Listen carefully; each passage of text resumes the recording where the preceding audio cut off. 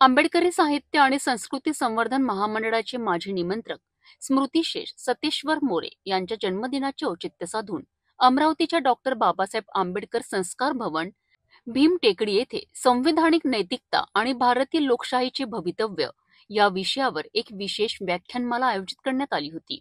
भारतीय संविधान लागू झाल्यानंतर आपल्या देशाने अस्थिरतेकडनं स्थिरतेकडे वाटचाल केली आहे. मात्र आज तो पूर्वी कधी नव्हता इतक्या अराजकतेत अडकलेला दिसतोय. ही अराजकता अशा लोकांकडनं लादली जात आहे ज्यांचा संविधानावर विश्वास नाही. हे लोक संविधानिक मूल्ये आणि संस्थांचा बिमोड करून एककेंद्री शासन व्यवस्था प्रस्थापित करण्याचा प्रयत्न करीत आहेत. या गंभीर परिस्थितीत भारताचा एक नागरिक म्हणून संवैधानिक मूल्ये आणि संस्था वाचवणे तसेच त्याबद्दल जनजागृती करणे महत्वाचे आहे. याच उद्देशाने प्राध्यापक सतेश्वर मोरे स्मृती प्रतिष्ठानने या व्याख्यानमालेचे आयोजन केले होते.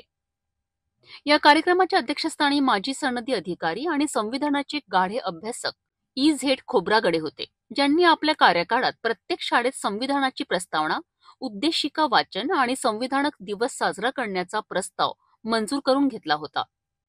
प्रसिद्ध विधिज्ञ आणि घटनेचे गाढे अभ्यासक फिरदौस मिर्झा हे प्रमुख व्याख्याते म्हणून उपस्थित होते. कार्यक्रमाची भूमिका प्राध्यापक सीमा सतेश्वर मोरे यांनी मांडली, तर प्रसिद्ध कवयित्री माया वासनिकही व्यासपीठावर उपस्थित होत्या. संवैधानिक नैतिकता आणि भारतीय लोकशाहीचे भवितव्य या विषयावर माजी सनदी अधिकारी आणि संविधानाचे अभ्यासक E.Z. खोब्रागडे यांच्याशी सिटी न्यूज प्रतिनिधी मच्छिंद्र भटकर यांनी संवाद साधून त्यांचे विचार जाणून घेतलेत. मिर्झा सर हे व्याख्यान देणार आहेत आपल्याला आजच्या कार्यक्रमात.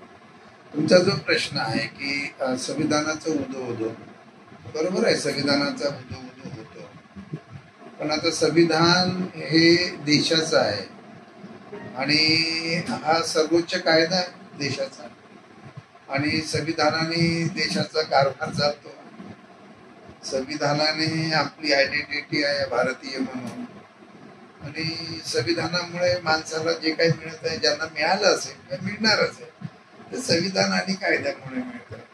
तर मुळामध्ये मला असं व्यक्तिशः वाटतं की जे प्रशासनातले लोक आहेत, मी प्रशासनात होतो, तर संविधान आणि कायदा याशी जोपर्यंत आपण एकनिष्ठ होत नाही, प्रामाणिक होत नाही, तोपर्यंत जे आपल्याला अचीव करायचं आहे ते साध्य होत नाही. मग या संदर्भात जर आपण विचार केला तर मग बाबासाहेब आपल्याला आठवतात आणि आठवलेच पाहिजे. डॉक्टर बाबासाहेब आंबेडकरांचं संविधान सभेतलं जे भाषण आहे 25 नोव्हेंबर 1949, त्यातही ते सांगतात की लोकशाही आपल्याला टिकवायची असेल तर काय केलं पाहिजे. एवढंच नाही तर 1952ला त्यांनी पुण्यामध्ये भाषण दिलं होतं. त्याही भाषणामध्ये सांगतात की लोकशाही यशस्वी करायची असेल तर काय केलं पाहिजे. आता ही दोन्ही भाषणं लोकांनी ऐकले पाहिजे, वाचले पाहिजे, केलं पाहिजे. मी भारताचा नागरिक म्हणून माझं काही कर्तव्य आहे, माझ्या हक्काबरोबर माझं कर्तव्य आहे. मला जर माझ्या कर्तव्याचा विसर पडेल तर मग संविधानाचं उदो करून काही चालणार नाही. फक्त हे सत्ताधारीच करतात असं नाही आहे, तर समाजामध्ये पण काही लोक हे संविधानाचं उदो त्यांच्या स्वार्थासाठी करतात. मग त्याच्यामध्ये आपल्याला असा भेद नाही करता येणार. आजच्या परिस्थितीत जर आपण बघितलं, मग संविधान मानणारे कोण आणि संविधान न मानणारे कोण हे पण आपल्याला दिसतं समाजामध्ये.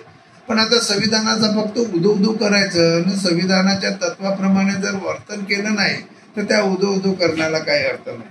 एक मोठा विषय आहे खरं म्हणजे. संविधान हा फार मोठा विषय आणि हा अलीकडे याची चर्चा जास्त होते. आपल्याला संविधानाच्या प्रास्ताविकेमध्ये लोकशाही गणराज्याची संकल्पना आहे, समाजवाद धर्मनिरपेक्षतेची संकल्पना आहे, त्यामध्ये आपल्याला मूलभूत अधिकारांची पण संकल्पना आहे. ह्या सगळ्या गोष्टी या संविधानामध्ये आहे. पण आजही अनेकांना भारताचं संविधान नेमकं काय सांगते याचं जे बेसिक तत्वज्ञान आहे ते अनेकांना आजही उमजलेलं नाही. ते प्रशासनातल्या लोकांना पण उमजलेलं नाही. त्यांना जर उमजलं असतं तर हा जो कारभार चालतो आहे हा असा कारभार चालला नसेल असं माझं मत.